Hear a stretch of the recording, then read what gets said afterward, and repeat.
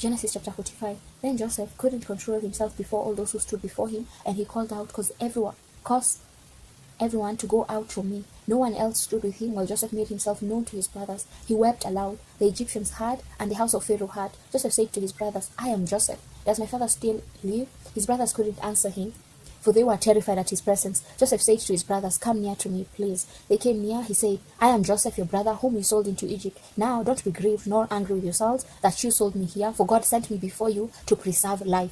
For these 2 years that the famine has been in the land, and there are yet 5 years in which there will be no plowing, no harvesting, God sent me before you to preserve for you a remnant in the earth, and to save you alive by a great deliverance. So now it wasn't you who sent me here, but God, and He has made me a father.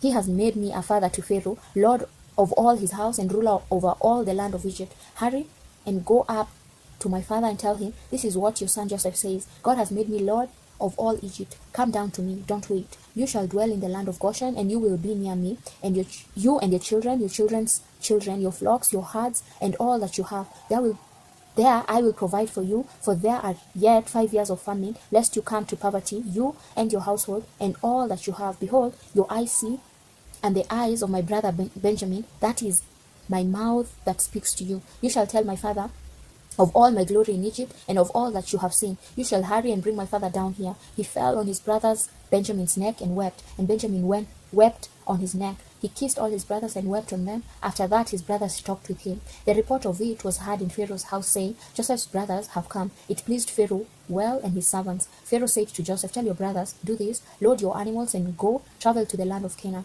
Take your father and your households and come to me, and I will give you the good of the land of Egypt, and you will eat the fat of the land. Now you are commanded to do this. Take wagons out of the land of Egypt for your little ones and for your wives, and bring your father and come. Also, don't concern yourselves about belongings, for the good of all the land of Egypt is yours. The sons of Israel did so. Joseph gave them wagons according to the commandment of Pharaoh, and gave them provision for their way. He gave each one of them changes of clothing, but to Benjamin he gave 300 pieces of silver and 5 changes of clothing. He sent the following to his father: 10 donkeys loaded with the good things of Egypt, and 10 female donkeys loaded with grain and bread and provision for his father by the way. So he sent his brothers away, and they departed. He said to them, see that you don't quarrel on the way. They went up out of Egypt and came into the land of Canaan to Jacob their father. They told him, saying, Joseph is still alive, and he is ruler over all the land of Egypt. His heart fainted, for he didn't believe them. They told him all the words of Joseph,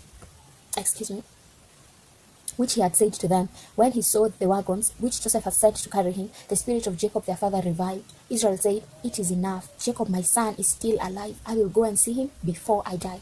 Amen.